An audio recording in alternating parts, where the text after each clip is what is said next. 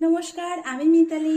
আপনারা দেখছেন মিতালিস কুকিং। সকালবেলা উঠে একটা ঝামেলায় পড়তে হয়, কে কোন টিফিন খাবে। তো সকালবেলা উঠে আজকে মেয়ে কিন্তু বলছে, আম্মা আমি কিন্তু আজকে পরোটা খাবো না, আমাকে কিন্তু পরোটাটা একটু অন্যরকম ভাবে বানিয়ে দিতে হবে। আমি বললাম অন্যরকম ভাবে মানে কেমন পরোটা?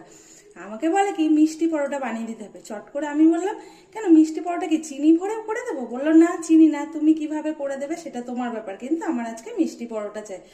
হঠাৎ করে মাথায় আসলো আমার তো ফ্রিজে মিষ্টি আছে, তো সেখানে নলেন গুড়ের মিষ্টি ছিল। এখানে আমি দুটো গোল্লা সরিয়ে রেখেছিলাম, সকালে যে পরোটা ভেজেছিলাম তার থেকে দুটো আমি গোল্লা সরিয়ে রেখেছি। আর ফ্রিজে ছিল মিষ্টি, নলেন গুড়ের মিষ্টি। এই মিষ্টিটা ভরে মেয়ের আজকে পরোটা বানিয়ে দেবো, কিন্তু জানেও না যে আমি আজকে মিষ্টি পরোটাটা কিভাবে বানাবো। তো ওর খাওয়ার কাজ, ও খাবে, সেটাই খাওয়ার পরে রেজাল্টটা বলবে যে কেমন হয়েছে।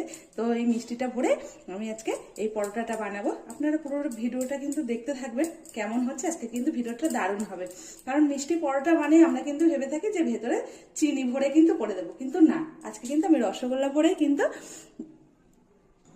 একটা কিন্তু ভরে নিয়েছি, মানে নলেন গুড়ের রসগোল্লা একটা ভরে নিয়েছি। আর হ্যাঁ, অবশ্যই কিন্তু একটু এই ডোগুলো একটু মোটা করে রাখতে হবে, কারণ মানে মোটা বলতে একটু বড় বড় করে রাখতে হবে, যেহেতু মিষ্টির সাইজটা বড়, মিষ্টিটা কিন্তু এর ভিতরে পুর হিসেবে যাবে, সেই জন্যই কিন্তু একটু বড়ভাবে রাখতে হবে। তাহলে কিন্তু পুরটা মানে মিষ্টিটা দিতে কিন্তু খুব সুবিধা হবে। এইভাবে কিন্তু চারিদিকে আমি বাটির মতো একটু শেপ করে নিয়ে একটু ডিপ করে নেব। ডিপ করার পরে মিষ্টিটা আমি ভেতর থেকে দিয়ে দেবো, দিয়ে হালকা হাতে এইভাবে কিন্তু প্রেস করে দিলেই কিন্তু খুব সুন্দরভাবে কিন্তু এই ভিতরের এই মোড়াটা হয়ে যায়, মানে ময়দার এই মুখটা খুব সুন্দরভাবেই কিন্তু মোড়া হয়ে যায়। এবার এইভাবে একটু মুখটা সুন্দরভাবে একটু সিল করে দিলাম, দিয়ে একটু সুন্দরভাবে হাতের সাহায্যে গোল করে নিলাম। ব্যাস, বেলাবেলির কোনো একদম বেলার সময়ও কিন্তু একটুও ফেটে বেরোবে না।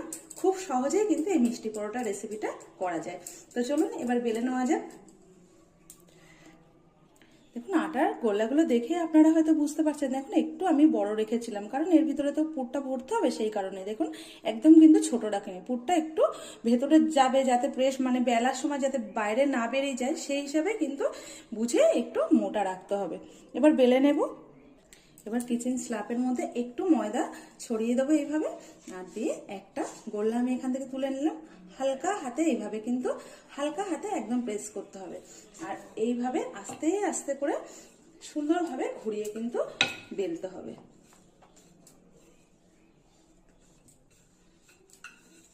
খুব সুন্দরভাবে করা যাবে। বেলার সময়টা একটু আস্তে আস্তে খেয়াল করে কিন্তু বেলতে হবে, প্রেশারটা বেশি লাগলে অনেক সময় রুটিটা ফেটে যেতে পারে।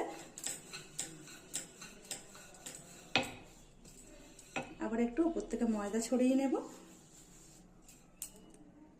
একটা কিন্তু সুন্দরভাবে বেলে নিয়েছি। এবার আমি গ্যাসটা